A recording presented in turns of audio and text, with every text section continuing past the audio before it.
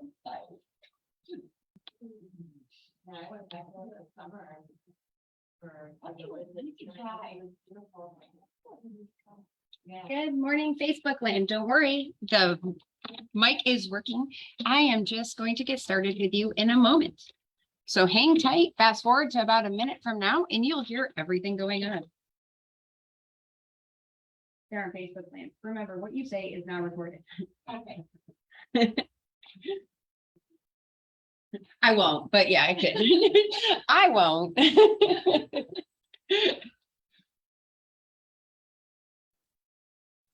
Yay. Okay, we rocked it out. So, today we're gonna have a little bit of fun on price points, because I think there's a huge struggle right now on how we price things and how we have conversations. Would you agree? Yeah. Do you think in every market there's a struggle with how we price things? Yeah. Yeah. Hey, Lynn, since you're here and you have a lot to give us, why don't you share with us what you can do to help us set up for a seller presentation when it comes to price points? And I'll have you back. The seller presentation, when it comes to price pointing, Yeah, you're listening. my listening to it. Yeah. I put together a. I introduced you in the drive, transaction history, within the name of the property. Everything around the area, the schools around the area, it just has every detail that we pretty much need. For the seller to check out all the, everything around it. We can either put a book together, which, looks nice. A lot of people have digital, because then you can just have your laptop open and show it to your, during the presentation, show it to the seller. Pretty cool. We customize the cover too, but it's very professional. So what are you guys hearing in the field? Thank you, Lynn. Don't forget to give them information. You're the newsletter. What are you guys hearing in the field about when a buyer or a seller talks to you about price point? Like, what are you overcoming with objections? There's still one time and like, something about. The sellers do? Yeah, exactly. Right? That's Yeah, the biggest problem. Like the pros comps are here. but the Yeah. Stuff that's like currently like in contract, they were listed here. So as soon as they close, all the comps are gonna. Yeah. Rush the, yeah. So that's what I. And where are they getting this information? Zillow. Zillow? Okay, that is one. Yeah. good. Yeah. All right, so if you were to tell someone, right, when you walk in the door, sorry, I should have had these papers before we started to check out. I had to update something.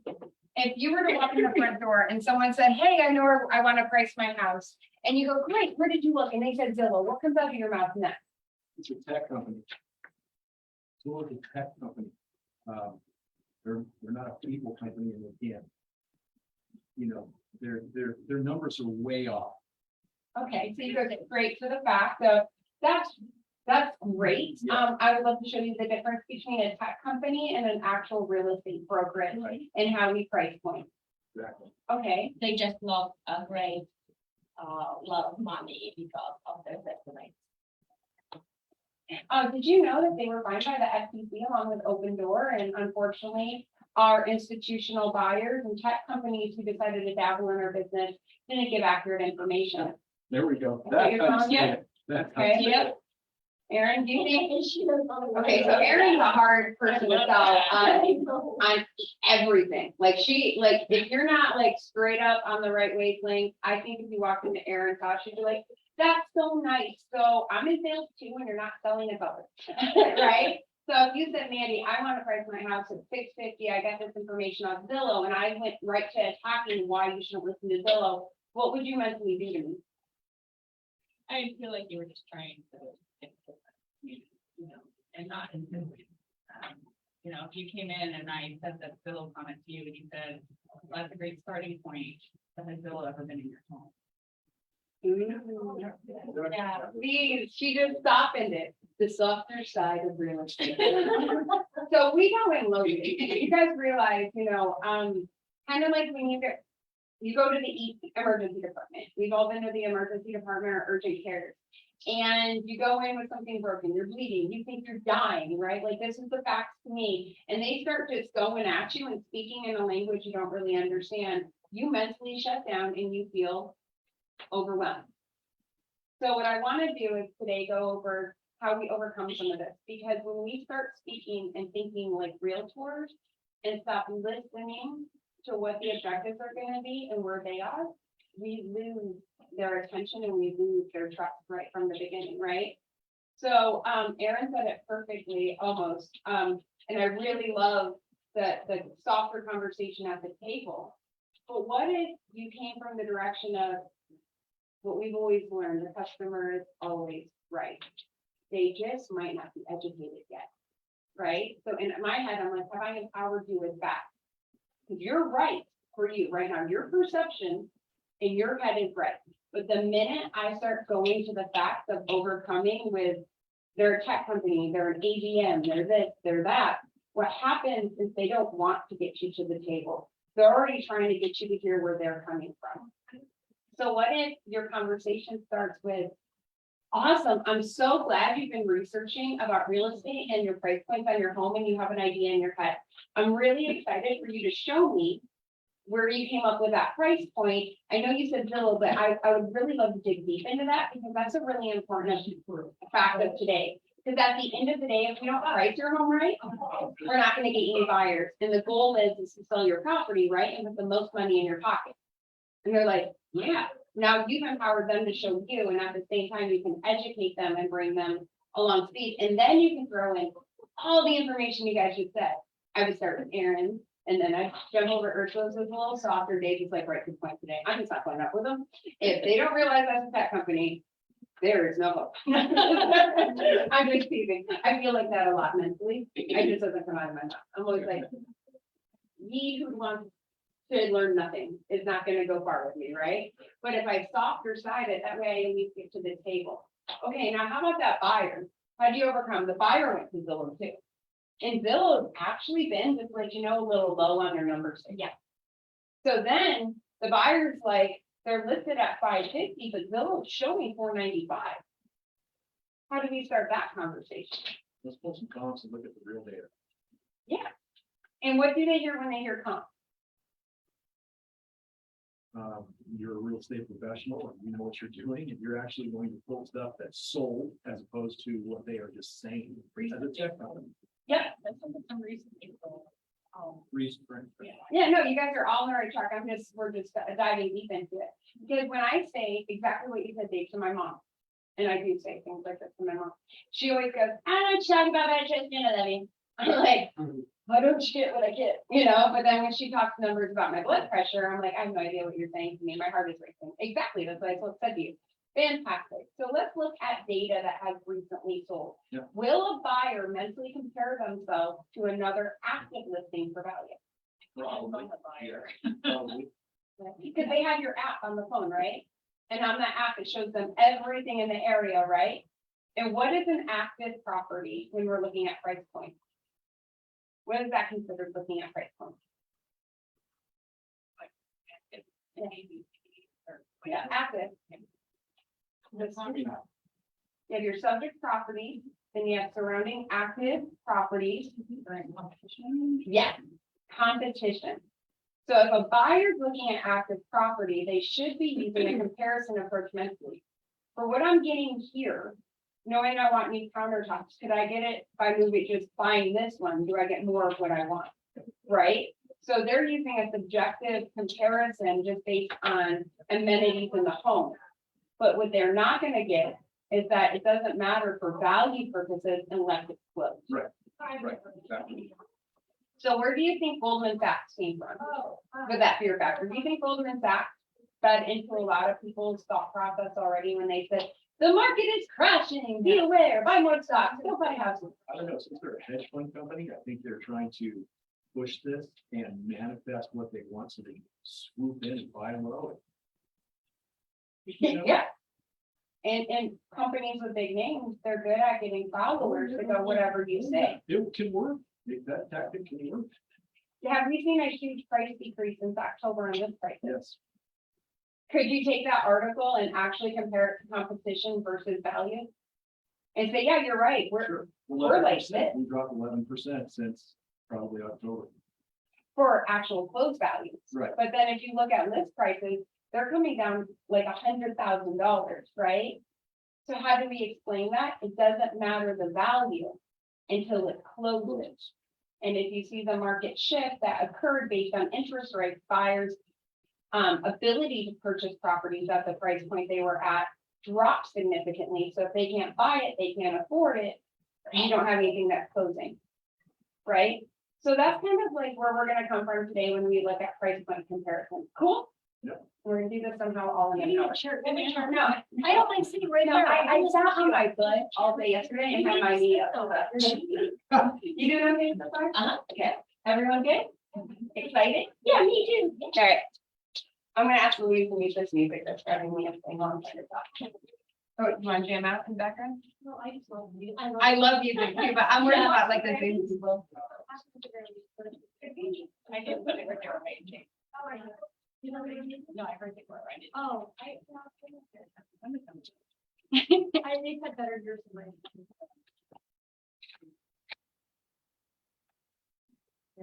So we kind of have a really great group of humans here today that you're all basically on the same page when it comes to knowledge base. So if I say something we're totally off track, please let me know, okay? But the first thing I want you to see in your packet is your valuation model. And I printed this out for you because my big thing is you have to understand the differences between where people are getting their price point. So this is a really short version of how to stay on track with people in your mentality, right? So an appraisal can only be done by a certified appraiser, someone who's gone through a very long internship, apprenticeship, actually, and they get paid this much for every deal. They did that for about 3 years, and then they become an appraiser. And an appraiser sits under a appraisal management company, also known as an AMC. And an AMC typically owns the appraisal report. That is the only place that can give you value. So as realtors, an incorrect word to say is, let me value your home. We can say what an appraiser looks at for value are the close comparables, like Dave said, right? He's always like right on. Dave's first like month with me, he called me and I had him on speakerphone with my mom. And he has this really good way of like just staying calm and patient. She's like, he's been doing this for years. He sounds great. And I was like, a month, but he is great now. And you've been showing it ever since. But it also follows, it says your use tax. That's the uniform policy of appraisal practitioners. So if you're ever going up against an appraiser, you have to use their own rule set against them. And the only thing we can challenge on an appraiser is competence. You have to prove they did something wrong. We have to prove they went out of time frames. We have to prove they violated their own rule set. Easiest way to do that, because are all appraisers perfect? No. No. Are all realtors outside of our office perfect? No, only the ones in here. Joking. Just a boost for Monday. So usually I'm looking for typos. If I'm going up against an appraiser, I'm looking for them going 6 months back when we had plenty of comparables in the last 3 months. I'm looking at just little mistakes, because then I can really challenge that appraisal report and the value. But if I can't find any mistakes, I sit here and price point. I don't do value. That's an appraisal. So if a seller ever says to you, I want the actual value of my home today, what should you recommend them paying for it? Appraisal. And should you have an appraisal management company in your back pocket, you can recommend them to. I mean, that appraiser's opinion, everyone's going to be different month and month and week and day by day. But at least they get a better value idea than if we just price point. I will tell you, our price points come in really accurately, in my opinion, when we do them right. But at the end of the day, if the seller says, I want this, let them have it. They can pay for it. We can get it done for them, not a problem, right? The next one is ADM. This is exactly what Dave is touching on, tech companies, companies. Those are automated value models. Automated means computer-based.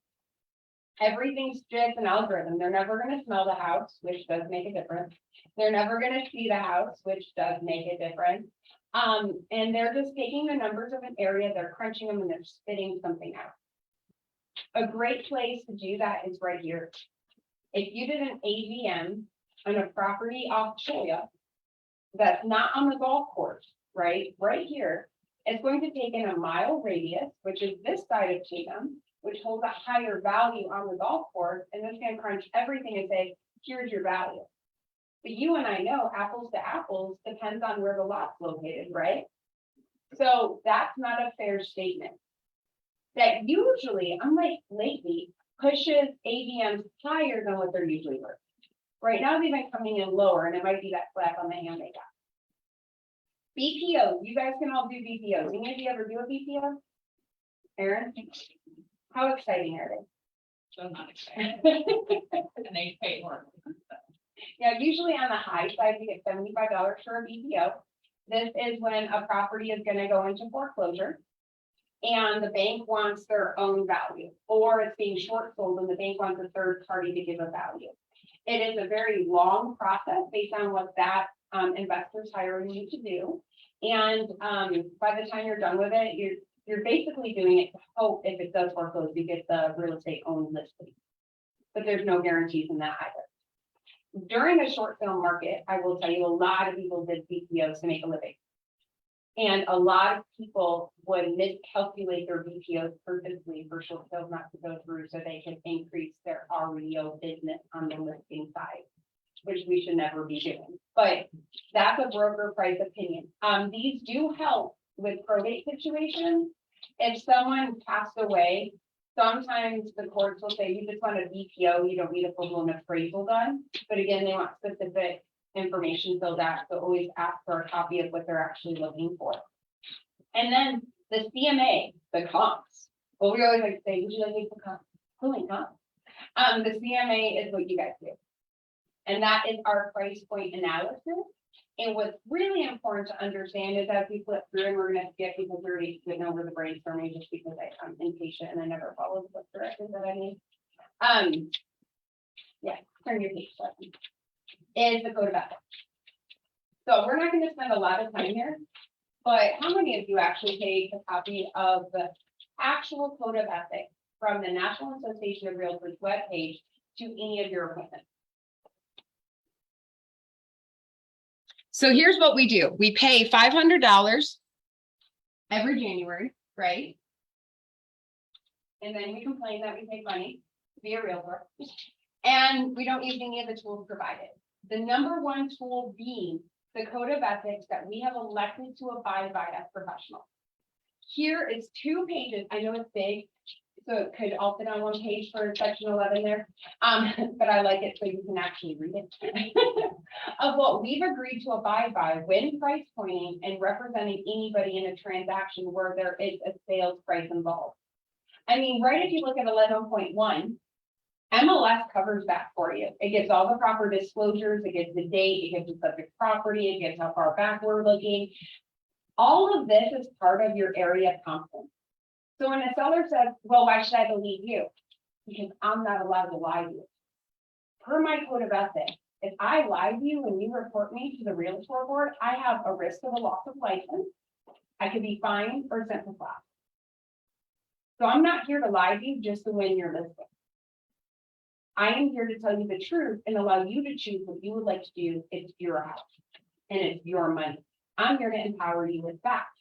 And per the document I abide by, because I elected to abide by it when I became a realtor, I have to do all these things to make sure that I'm pricing your home well. Or land, or anything, any kind of real estate. Do you think that can help you win somebody over and they go, oh my gosh? Good, sure. Yeah. So when they go, well, you're just saying that to win my deal. I'm not really allowed to do that. But where do you want to price your home? Even though I told you not to price it at 700, I said 650 was really the math. We could still price it at 7, but I want to put in writing that I advise you at 650. Right? So this is kind of some of that area. Another thing in this area when it comes to pricing, it talks about you have to have the tools in order to meet the reasonable scale and care of that area. So if you're gonna do Yavapai County, should you not be part of that MLS? Should be, you better be. Right. So we have agents, that want to do business in Flagstaff. I love Flagstaff too, in northern Michigan, when you went north, other than a few areas, you thought it would be cheaper. We go north here and all gets more and more expensive. They're like, oh, Stevens, not just sunshine. So if you don't have the Northern Arizona Association of Realtors as a secondary and part of their MLS, can you properly price point just on public information? Right, which is why we refer it out. Because first of all, if it takes 2.5 hours to get your listing, probably shouldn't list it. Are you going to show up, right? And so these are areas that you need to understand. Also, if you're like, well, I'm part of them, but you don't know the area. All right, let's think about it here. Anthem, half of Anthem, Aaron's like, tell me more. Yeah, does Anthem, isn't there, you know how we split Anthem in two pieces? We have half that has a lot of settling issues, and then we have half that's more expensive, right? Right. Are there disclaimers in Anthem I need to know if I'm gonna sell an Anthem? I got five, which is those groups. Right. So should I just sell an Anthem because I can, or should I pair up with someone who's competent to price point that property? And Ann and Aaron are like, hi, we're right here to help you. Okay, let's talk about Rio Verde. How many of you want to price point Rio Verde right now? Do you think water affects pricing? Oh, yeah. Right, so Rio Verde, we're dealing with all the water issues with the city of Scottsdale, and they're suing them, but they halted the water. Halted the water hauling. Right? So is that going to affect resale value? Oh, totally. Yeah, and how far they have to dig to get some water, right? And are there any wells that are able to be put in? These are all things beyond me, so I know I need to research more and give all the sources. Because the one thing I should know as a professional, if I'm gonna go sell in Rio Verde, that every single buyer coming in needs to be disclosed reasonable skill and care, which is, we have no guarantees of water service at this point. Here's some sources, research that more for yourself, right? But that goes into pricing. I don't know about you, but I ain't paying that much for a house I don't have water to. That's on my checklist. I probably overuse water. We all do in some way. My daughter would be very mad at me. She's like, I'm sorry. So, Here. I know, 2 more seconds. Anybody have any questions so far? Are these helpful tools to use when talking to someone and trying to tell them? The honest truth is, I'm not here to lie to you. The honest truth is, I'm here to give you the facts. It's up to you where you want to price your home. And then I can discuss, because when I price your home on the selling side, there's gonna be some evidence. If we have no showings, number one, we're overpriced. Because they have to get in the home to see the condition, right? To see the true condition. Location's always gonna play a factor, but that goes right with pricing. If it backs to the main road, you add value or subtract value. Subtract, right? Because of the noise. Remind me of these things in the future whenever I have. I live right off Greenway. I absolutely love it, and it actually doesn't bother me because I used to live on the Air Force base. So when the jets go off, you just learn not to hear them. So when the sirens go down the road, I just learn not to hear them. But for somebody else, I could drive them absolutely batty, right? But the perspective of an appraiser is you always decrease value for main road backing property, right? And then what's considered a main road versus an artery of a subdivision versus a side street. And unfortunately, in a lot of our active adult communities, this is a little hairy. I don't consider in the West Valley, Del Webb Boulevard, which is a big circle, because all of Sun City Phase 1 and 2 is still on the circle. So if you ever get stuck out there, you will start seeing the same street over and over and over. You just turn left or right at some point. You are stuck in a circle. But appraisers see Del Webb Boulevard as a price decrease because it's the main artery circle of those phases, even though it's not Bell Road, it's not Union Hill. Right? So these are things we have to be confident in when price pointing for the code of ethics. Does that make sense? What about like price increasing for as far as like mountain views or corner cul-de-sac stuff? I mean, do they take those into account versus a property being like in line? Right, so what you have to do when you have that desired neighborhood, right, that desired location, like Michelle and Chris Cunningham right now have this really desirable location on an in cul-de-sac. Over on the other side of the highway there, when you get off on 32nd Street and you have to like find your way through to Penn Shake. You can get right there. And so should that add value when they have a massive lot size? Well, it depends if it adds value, because if you can pull in a comparable in the area that are also cul-de-sac lots, it would remain the same. So it just depends what you're comparing it to and what's available. But if your other lots are all internal with smaller properties, but the house substantially is the same condition, well, you need to add value to the lot size. And then you might have to go back even further than 3 months to do paired analysis of, okay, in 2019, maybe that's the last time someone sold in that area that had a lot like theirs. When this lot sold, what was the price difference at that time compared to the other properties, and do those comps and do the price point analysis? Even though that's not today's numbers, you can see a different value set, right? Well, that usually adds about 10,000 on in this neighborhood. A lot of that happens in the lake community, or as I like to call them, the pond community. I'm like, I can see the other side. This is absolutely a pond. Is a lakefront house is gonna have value typically, unless they don't care for the lake, added versus an interior lot. Well, what if the lakefront houses, there's only 8 in that community, and people typically hold them, right? So you have to go back quite a ways to figure out last time that there was something sold, what was that price difference? And then look at the inflation numbers going forward and how do we add to that price difference? In Garden Lake, which is in Avondale, it typically was a $10,000 add-on to the price for the premier lot. Now, if you look time and time again, it's gone up to about 15,000 for an add-on, right?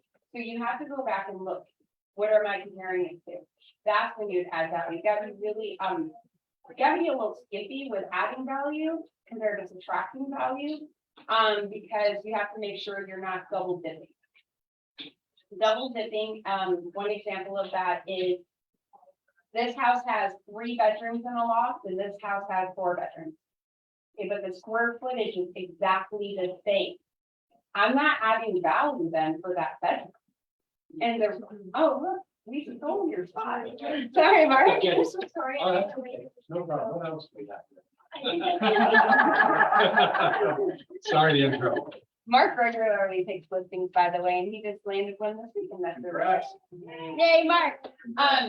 And so we gotta look at, is this really adding value? Maybe this adds like, maybe we go, okay, we'll add $1,000 because they've already added the door and they have the window and they have the space. But then think about how many people go up the staircase and they want to walk into that 4th bedroom.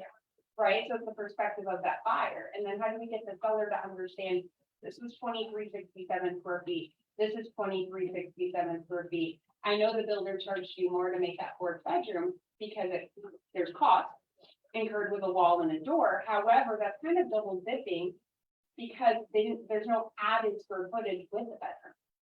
So where we'll add 1,500 and advertise as a 4 bedroom. And they'll be advertising as a 3 bedroom and a loft that lays down to the perspective of that buyer. A lot of buyers are about that extra space because they want more space upstairs that feels open. So that's like the hard give and take of it. All right, so what we're gonna do is make sure that we all understand where we go the first place. So when you come to me and you say, hey, Mandy, do you mind pulling comps? The first thing I always ask is, did you pull tax records? And can I have a copy? So do we all know how to log into Monsoon? Yeah. Okay, so the very first thing, and there's an example in your little thingy, because it's easier than me logging into the whole wide world, is that you go into Monsoon. You analyze the tax records for certain information, even if you're representing a buyer, right? Should we be doing price cleaning before we're actually writing offers? Yeah. Yeah, because do we really want our buyers to bid on a house and hope it appraises? Oh, and by the way, when your sellers are like back in, they just started talking about it 7 months after the market has changed and we've settled and we've simmered. And you go, well, we can price it where you want and hope in one hand, or we can be realistic in the other hand. Well, we can gonna fill it faster. That might be offensive. I'll put it out there, but like that's what I meant with it. I've heard a lot worse. I've heard that if you, I don't want to say Yes. Yeah, I've heard a lot of things, but that's the concept, right? Like, we could do this right, or all you're gonna be doing is hoping. Also, before we, get going on this too much, what I like to call the prior market is the birthday wish market. And I know you guys have heard this before from me, but it's when sellers and listing agents that do not know how to price point would sit there and go, yeah, your home's for $675. And it might be $599, right? And then they would go, how big that is. And then it came true. And you're all like, I'm so confused. And they waive the appraisal. So like, we really have a lot of stuff to go off, right? Does that come in as a comparable? Absolutely. But at the end of the day, today is, I hope to sell for $675, but it's worth $599. You're sitting on the market. And if all people can justify $599, your offers are coming in $76,000 short of the seller expectation. So we have to get them there. Today is, yes, we have a shortage of homes. Yes, we have multiple offers. No one's paying over fair market value, and everything is the most negotiable multiple offer situation that you can dream of. You know what I mean? Like, don't go in thinking just because they have 2 other offers that you have to beat it out by $5,000. Go in with a cleaner offer. Go in with less concession.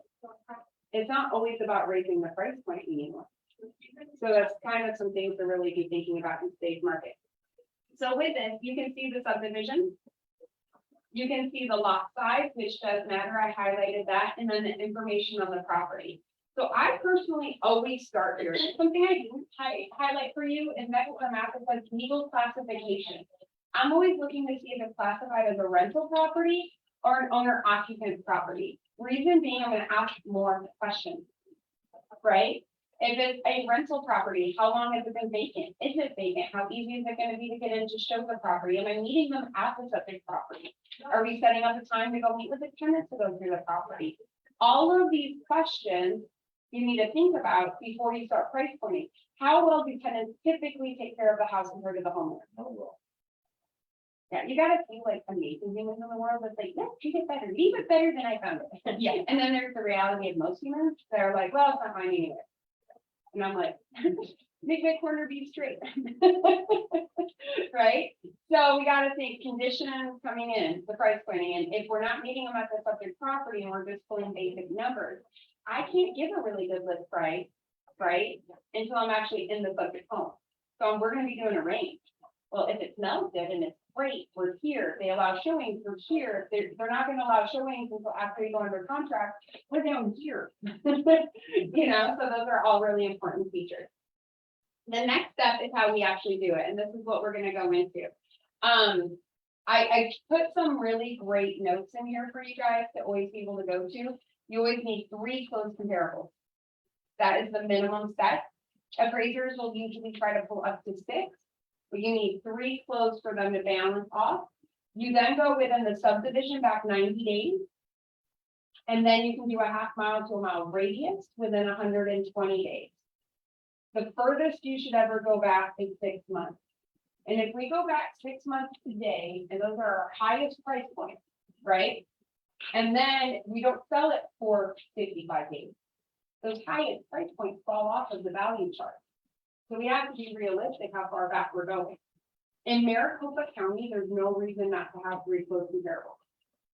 When you go to the outskirts of the county, we did slow down greatly in the last 90 days, so you might not have so many comparables.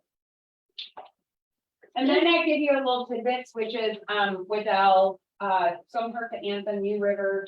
When you get out going east, it's custom and rural communities typically start with a mile radius in the same zip code. Always be cautious no matter where you are to be in the same zip code. You know why?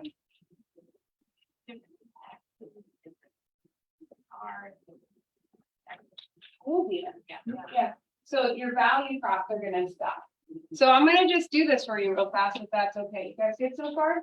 And then what I want you to do is pick a property and do it for yourself, and then come in and see me and let's analyze it. But don't tell me your price point until I come up with my own, because that like ruins the fun.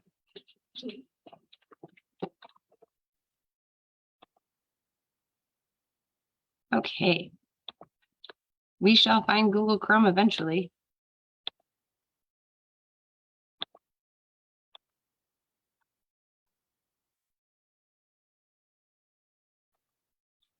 So here's ARMLS. And do you mind if I just use that example that's in front of you so you know what we're looking at today? I haven't pulled comps on this property in a while. So the one we're looking up is in Garden Lakes in Avondale, Arizona. If you've been following Avondale for the past 3 years now, you would see that they have the biggest spike in buyers and values out of all the cities in Maricopa County. We've also stabilized completely in that area because Avondale, Goodyear, we're always the way to California. Definitely Buckeye. And so when the West Valley picked up like crazy and Levine picked up and Tolleson picked up because the 202 went in, you saw this huge influx of value. But if you've watched Avondale, it's actually slightly dropped, like that 11% you were talking. Actually, I think they dropped a little more than that, but then they're pretty stable now. So the first thing I'm going to do is always log into your MLS and then go to Monsoon. And I mean the flex side. You can do this a few ways. You can put in the names of the owners. I put in the address. And I don't always put the full address because data entry matters. And I know this is North Silver Sand, but sometimes when you put too much in Monsoon, what happens is you don't actually pull the house. So like, don't get too technical, okay, Ann? I'm just kidding. She's like, we're going from PC. No. Who's all the time as a GC. And then you see some of the basics. Now, this legal classification has been turned to a rental. You still see who the owners are, which really matters because you need to ask who's going to be at the listing presentation. And it takes how many owners to list and how many to sell. Yes, all, not even two, just all of them. So it's extremely important. And if this had a trust, what kind of questions should I be asking? As the trustee signing or the trustor signing. And if the trustor signing, typically they can still sign in their name, but escrow is going to want to see the paperwork. The trustor is the one that set up the trust. And usually the trust is in case they pass away or something shifts, you know, with their health. So the trustee is not always the one signing. And then it goes over the subdivision, which is extremely interesting to me. Now, see why this is interesting to me is because if you're a West Valley realtor, you would know this subdivision as Garden Lake. A lot of us have nicknames for subdivisions that we don't realize are not true. Like I really live in Green Trails now, and I only know that because I keep reading the sign when I leave every morning. But when people say, where do you live? I say Moon Valley Lake. Where do you live? So exactly across the street from Moon Valley, right? And everyone knows where Moon Valley is. Arcadia, right? People say Arcadia, Arcadia, Arcadia, but it's not. Yeah, just keep stretching farther and farther west. Just keep going. The Biltmore, you know, always, it's nice to have general areas, but even when you look in Arcadia, what you're going to see is if it is proper Arcadia, the name Arcadia in the subdivision, but usually with something attached to it as well. So data entry does matter, and this subdivision is known as Garden Lake. But the area in Garden Lake, this house is in, is Garden Lake Estate. So now you know that this master plan community is broken down, and that does affect value. And that's where you have to start researching and thinking. But how would you look at all of the different floor plans within that subdivision? Within that subdivision, you'd have to start with the square footage, and you'd go in and you start looking at the houses, unless the builders kept it up or the floor plans are still available online. You typically cannot just find the general floor plan. However, if you are dealing in an active adult Del Webb community, all of them I have on a CD in my office. Because we used to search by models. We used to be like, oh, someone wants to buy the Annapolis, and Del Webb made so many Annapolises. Okay, we want to modify this. So they actually created a database, but I think it might be online now, but it's definitely in a CD format still. And then you go down and you want to always see, make sure the legal, like you can pull this information, because this is important when you get to your listing paperwork. We're going to see that the lot size for this property is right under 8,700. We see that the house is 2,279 square feet. This should all be I don't know if I printed up really this detail. And then the big thing to me is the stories. This is gonna be an S or an M. S means single level and means multiple. And tri-levels are included in tri-levels. It then tells you if there was a pool. Here's the thing, if it shows you here that there's a pool and you get there and there's no pool, you need to ask what happened to the pool. They may have filled the pool. Did they meet city requirements? Were there city requirements for that city when filling the pool? Do not just randomly walk in a backyard that you think should have a pool. Like there's a lot of things that actually could go wrong. And then if there is any permits added, you would see permit information right here. So these are really important things to take in mind when you're pulling. So if you go into a property and they're like, oh yeah, we added this section and there's nothing about permits here, it most likely has zero value. Okay, we don't even know if it's in a workmanlike manner. It would be in their best interest to remove the non-permitted items before we go down the road of a finance client, because that will affect their final value. And then it goes into ownership and such. But what we need to know most of all for pulling comps is square footage, single level, the amenities about the house. And then always look up here and see if the MLS button is highlighted. This is the fastest way to see if it was ever listed before on the multiple listing service. If it was, I love looking at pictures because it really helps my mindset when it comes to knowing about the property. But Beautiful. so, yeah, this is when we had it for rent, and always show the last picture set. And then you can go back and look at the history. But what's important to know is, okay, what kind of condition was it in when they bought it or rented it, or the last time I can see it? So that way, when I go through those other photos or I look, I can get an idea, right?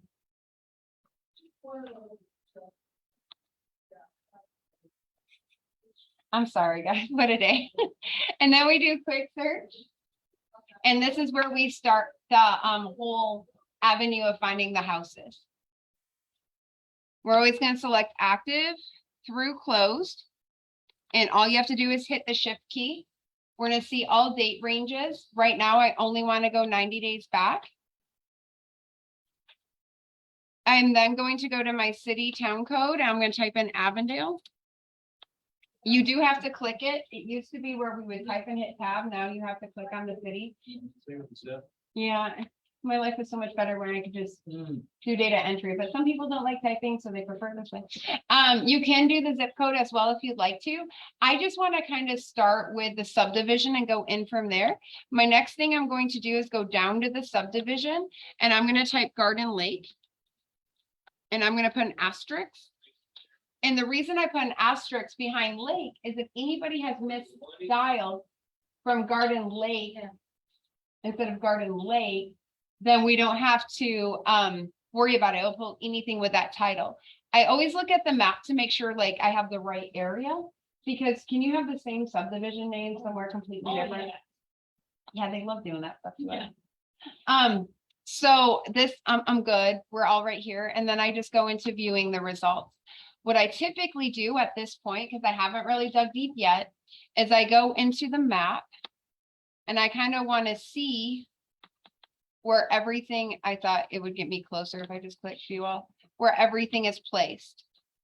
So right here is where the subject property is placed. And if I didn't know that because I'm looking at a different property, I'd hit the red thumbnail and I would put that in. Hi, Marco.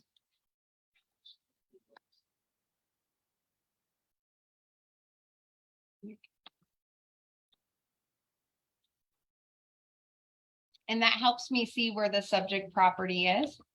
And I just want to know, so when I'm looking at the homes, I can kind of distinctly see what I'm looking at while I'm comparing it to. Now, I know it's a little hard to see back there, but what I will tell you is when you look at a lake community or a pond community, these homes next to the pond are typically worth more money than the homes on the outskirts next to the main roads. So knowing that and knowing I'm staying in Garden Lakes, I already know I want to stay within the confines because I have plenty of properties of the lakeside because the property is there. But if I notice, it is also backing to the main artery of the area. which you will get to know your areas. And if you drive past Thomas here, this turns into Avondale Boulevard, which means a lot of people think it's like El Mirage where you can just fly on through, and you cannot fly on through. You end up in my subdivision. I used to do that when I lived at Luke Air Force Base, and every time I got lost in here, because it changed roads, I was like, I really want to live here one day. And then I did. And this is why I'm never letting this house go. Everyone gets lost on their way home. So we're going to actually highlight this area. And then from there, we're going to go down to year built. And then from there, we're going to go down to square footage. So we're just going to slightly reduce it, because at this point, I'm just going to tell you, you need the list of homes of the 24 properties that have actually happened, because that's where the seller or the buyer wants what's going on overall. And then we micro market into our price point. You start with the entire area and go in, because that will show them how things are moving.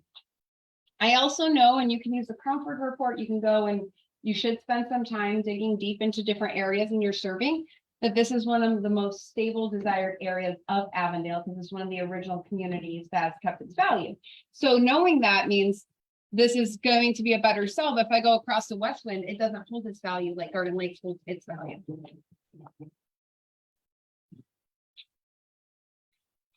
So using the polygon, I just go in.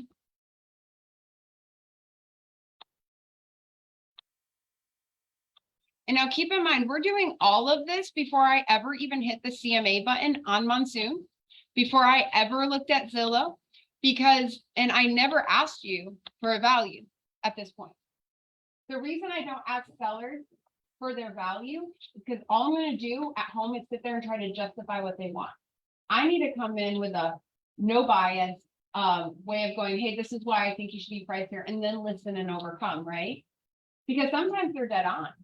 You'll be surprised how many people are just like, oh, I knew that was a pipe dream, but I was just hoping. Thanks for reality, and I'm so happy. So I've selected the inside, which takes me down to 13 properties. I then only want properties built in the 80s, because this community, if you looked at it overall and we started going through all those, you'd see that half of it's built in the 90s and half of it was built in the 80s. And you would see that because you would have gone through all 24 of those properties. Now, if I look again at those 24 properties, what I'm going to see is that this half of Garden Lake was built in the 90s, and this half was built in the 80s. And I'm on this side, so I want to stay on that side, right? Because the goal is to adjust as little as possible. So I say I want nothing built prior to 1990, and it takes me down automatically. I then say, hey, I want all the square feet to be over 2,000 square feet. And it takes me down to 4 properties, and I'm going to see what those look like. So I go to those 4 properties, and 3, luckily for me, have already sold. So I have my 3 comps. Now this is just called lucky because I have not practiced this one. I just keep saying, pay your rent, I pay the mortgage. You need the trees trimmed, we'll trim the trees. But you can see that there's 1 2-story. So I'm going to knock that one right out when I'm thinking of where to price. I'm going to see that there's 2 single level homes, both 4 bedrooms. The subject property is 4 bedrooms, which you cannot see on that sheet. It tells you the total rooms. 2 bathrooms, which that it does have 2 bathrooms, and then the square footage. What was the square footage of that house? 2279. So I'm actually right in between these 2 properties. One closed at 439.9 and one closed at 490. This one has a 3rd car garage. The one that we're looking at does not have a 3rd car garage. This one has a 2-car garage, but I didn't even have a chance yet to go in and look at pools, to look at where they back, right? So this is where you sit down, which Zillow doesn't do, and either does Redfin or all the rest of the online things, or your website. You do realize you all have a website people can pull on, right? And your website is no better than an AVM because it's not you. So if I go through this property, I can look at all the photos, but if I just skip to the backyard real fast, there's no pool. So right there, I'm adding value. Now, questions are, is your pool usable? What shade of blue is your pool? When was the last time you plastered or pebble teched your pool?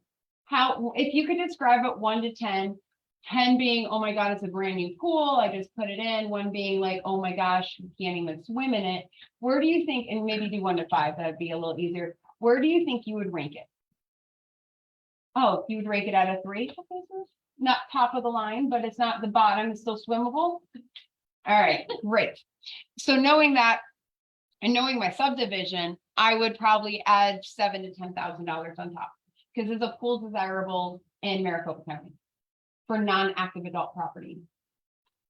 Yes. Now, if I'm working with an investor, I have to ask the investor, is a pool desirable to you or more of a risk? Because a lot of investors, if they're looking to buy it to rent it, are like, no liability, please. Because can you say no if someone has children, if they apply for a property? No. And are there pool requirements? Who are those pool requirements on, by the way, the landlord or the tenant?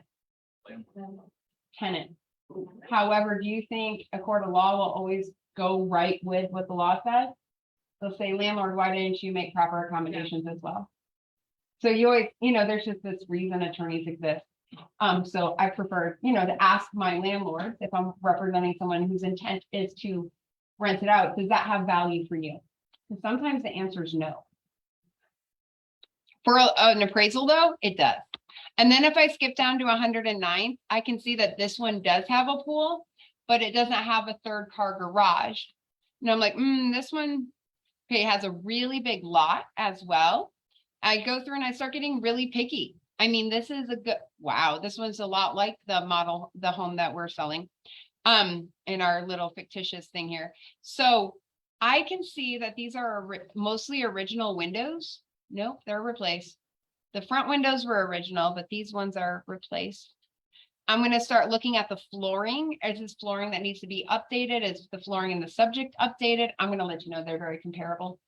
And I'm going to go, okay, well, it has a 3rd car bay. And in this area, if I keep going back, like even the one at 550 sold, I'm going to probably take off about 15,000 for that 3rd car bay in this subdivision. But then I want to look at the map and make sure it's not directly on the lake.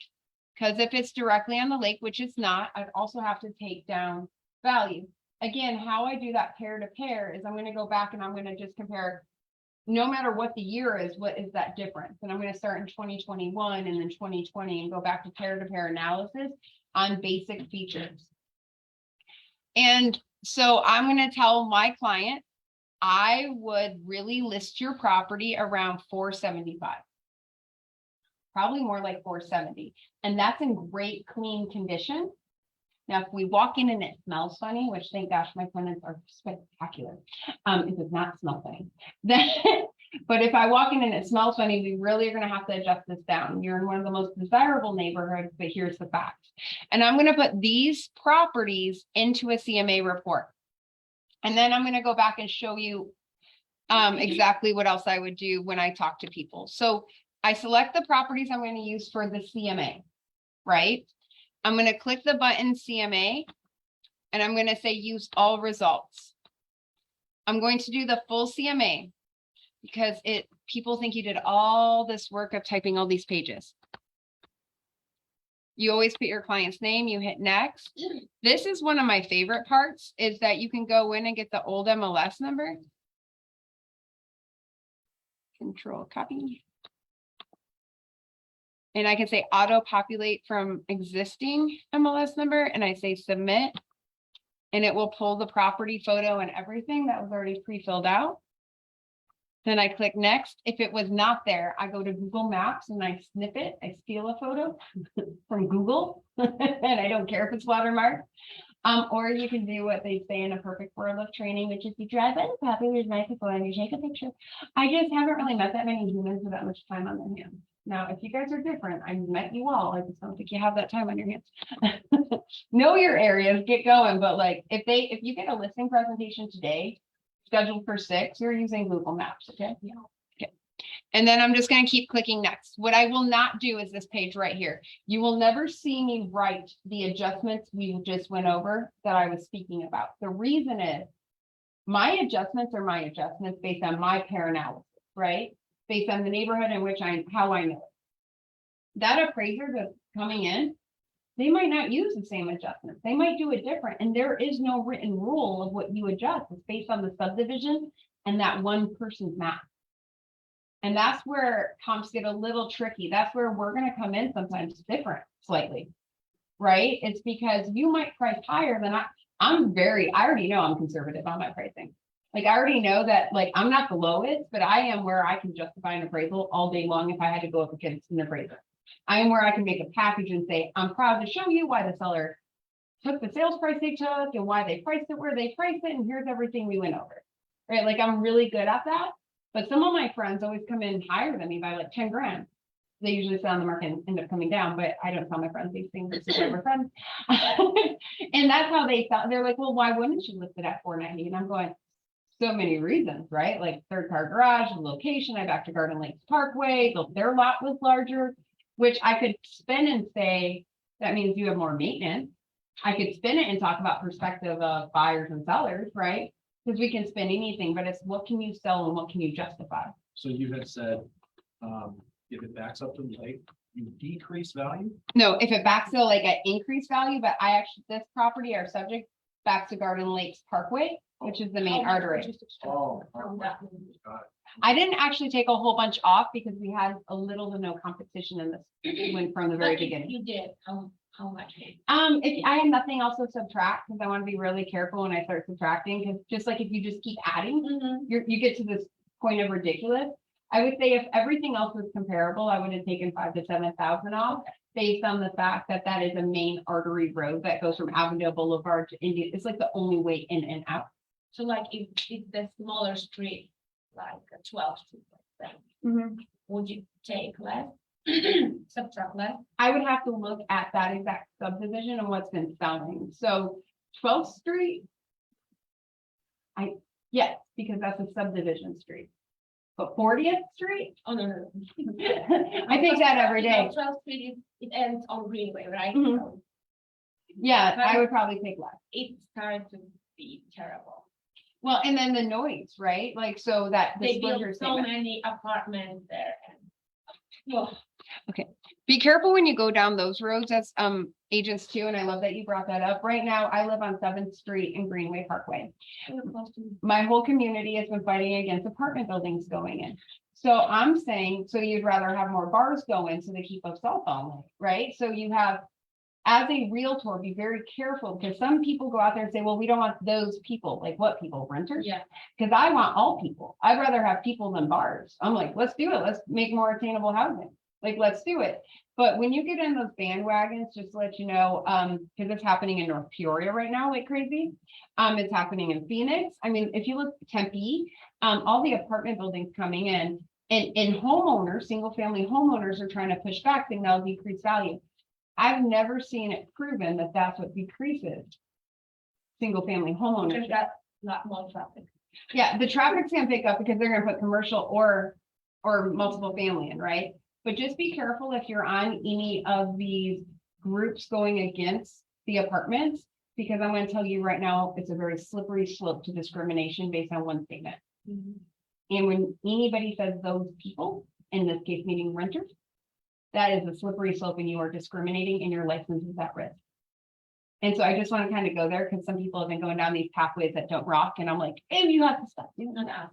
Yeah, but I love you and I get what you're saying. You're like, keep the cars to yourself. You're like, all the renters can work from home. Thank you so much.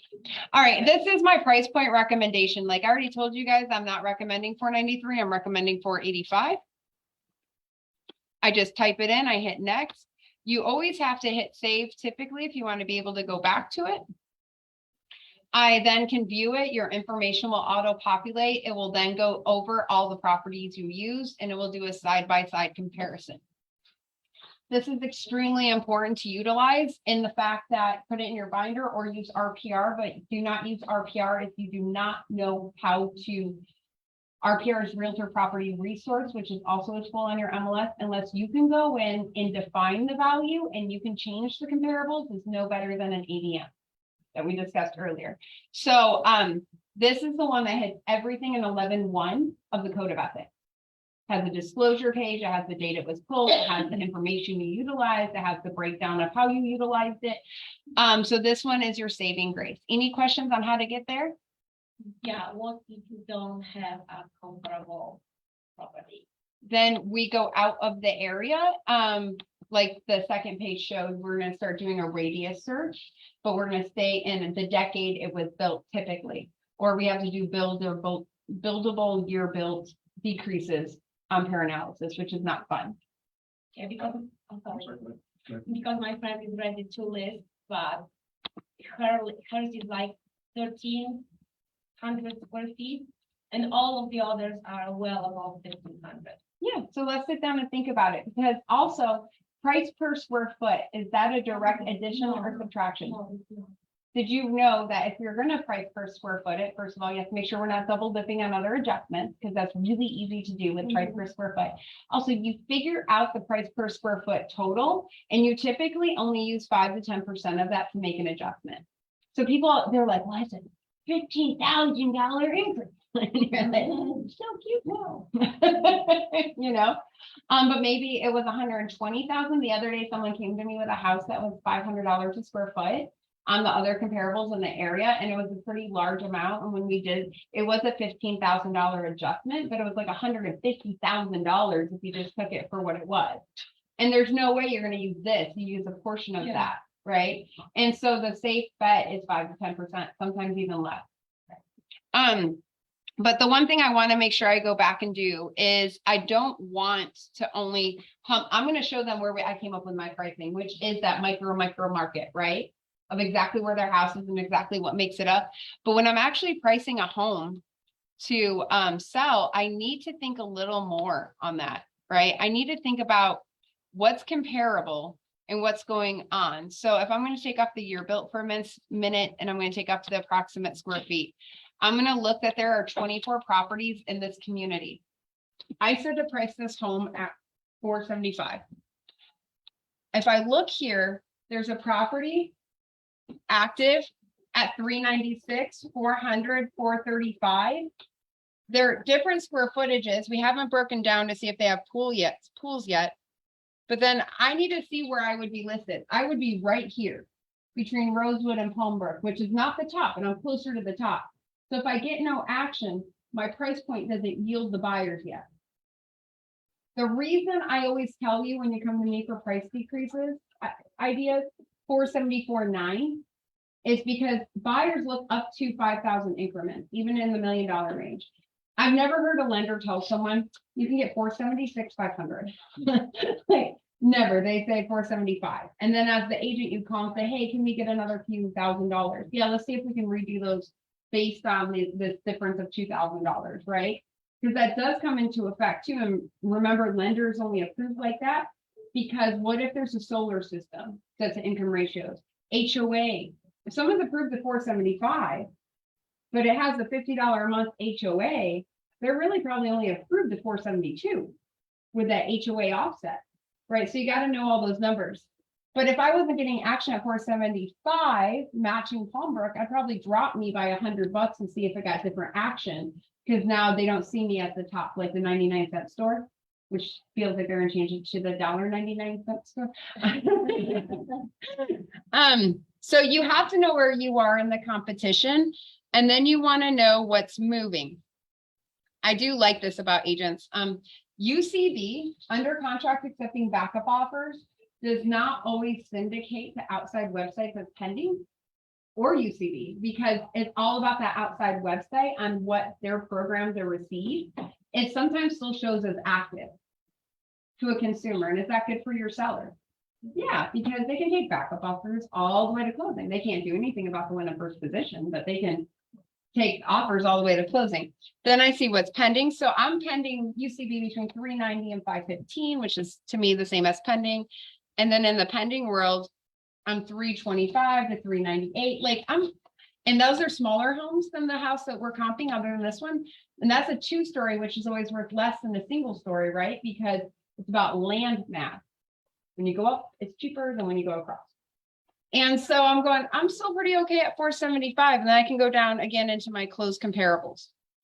But this is the thing, this took in the whole area. Most of these are on the outside circle. But I need my seller to see, or the buyer to see where they're deciding and how they're deciding.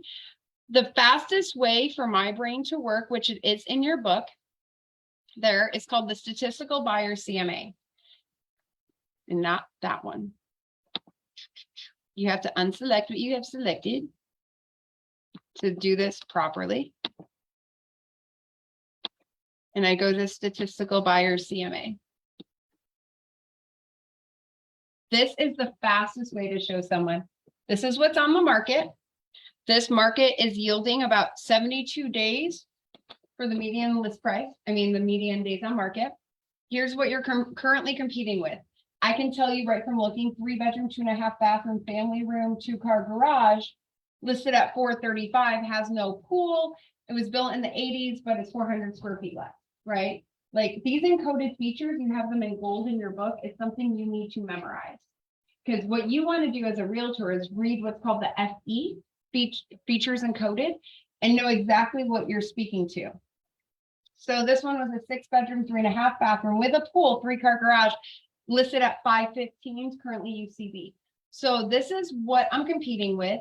This is what is trending, because as Aaron said earlier, when it closes is when it's going to go into effect of actually where the value is. When we pulled those 3 comparables, what I want you to remember is it's more than just the list price and the original list price. So this is the list price that it went pending under. So this is the actual sales price that ended up being. The sales price category is what shows value. And again, if you can read your encoded features fast, you can go right to the areas, right? But then what actually plays into value, when we go back to our comparable, if we go down to one of these closed sheets, we'll use this one. This one shows that this house sold at 550, but the seller ended up giving the buyer $10,000. So that automatically in an appraiser's mind drops this value from 550 to 540. So these are little tips that you have to go in and kind of dig out, because at the end of the day, if all of them are giving concessions, then do we need to prep this seller that most likely the buyer is going to ask for money? In this market, is it typical that the buyer asks for money over repairs? Yeah, and is it allowable for the buyer to ask for money now? Yeah, and that'll be a whole nother class. But the fact is the contract now says address.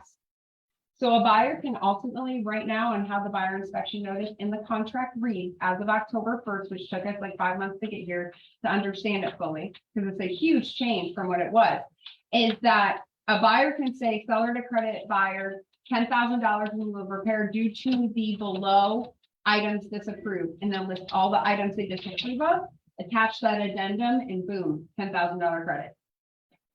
So the buyer now has authority to ask as long as they include why.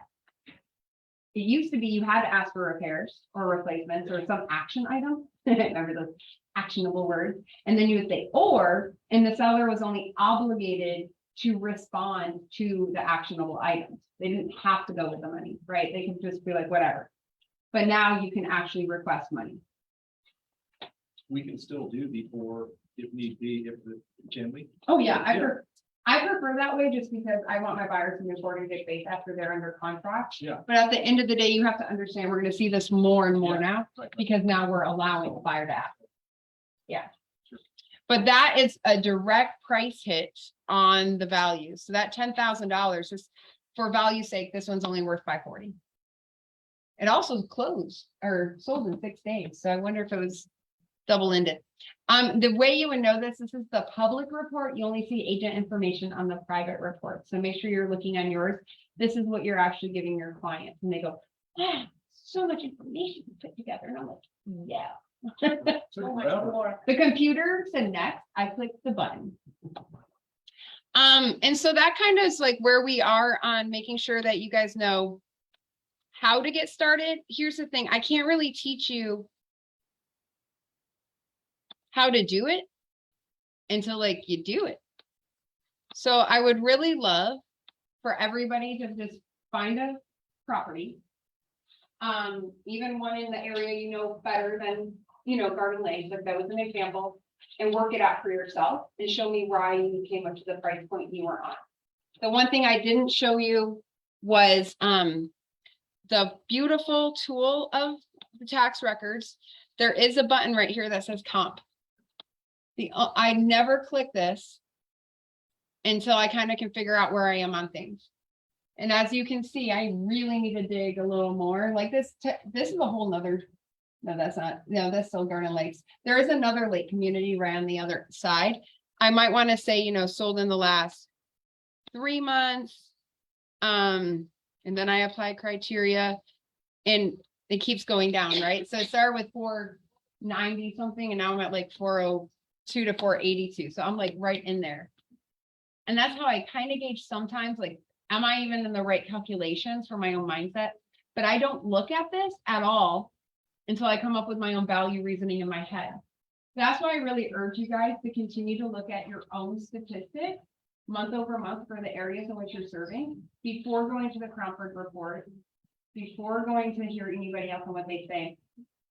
Because you got to think to yourself, if I can figure out where the market is, where the market's been and where I think it's going, and I can justify it, then I go listen to someone in which I admire for their knowledge base, and it's aligned, means I'm on the right track. If it's not aligned, is it me or is it them? And let me relook at this, because I'm the professional that's serving the consumer. I need to make sure I understand it. So I only read Tina's report once a month, unless we have a funny thing like Goldman Sachs, and I want to see what she said. And It's a bunch of baloney. I know, it's fun how she said it, too, Yeah. isn't it? And I only look at it after the month, like right before that monthly office meeting, after I've done my market research for you guys. Because if I'm not aligned, I'm kind of going, okay, why? And then I call other friends that I like to brain mouth with on statistics. Where are you on this? This is what I saw. This is where I was analyzing. This is what I read, but I'm kind of a little off. Or, hey, I seem to be dead on with my mindset here. Do you understand it the same way? And so I just really challenge you all not to look at the quick looks before you figure out your pricing and then go look at the quick looks. Okay? Yeah, I've never used all results. I've always used statistical. I did it a little bit differently. But now I like your way, and I just use the box. I didn't use that the way that you're able to really dial it in and so it's that. Yeah, I was just boxing it. I love that. It's so much more. No, it's definitely. Just don't forget to double click when it's your last dot that you're connecting or you get really mad at the polygon. Right.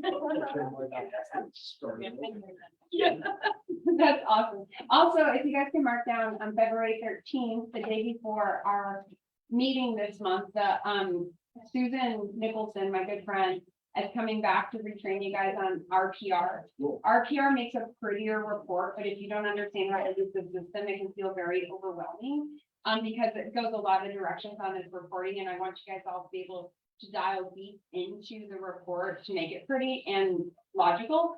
Again, I still pull ARMLS for myself before I ever touch any of the other tools to make them pretty. Because if they're not going to align with what I want to talk about, I won't use them. But you need to learn how to make it align with what you want to talk about. So February 13th, 10 a.m. Susan's going to instruct. That's next Monday. That's next month. Fantastic. And this week. Yeah.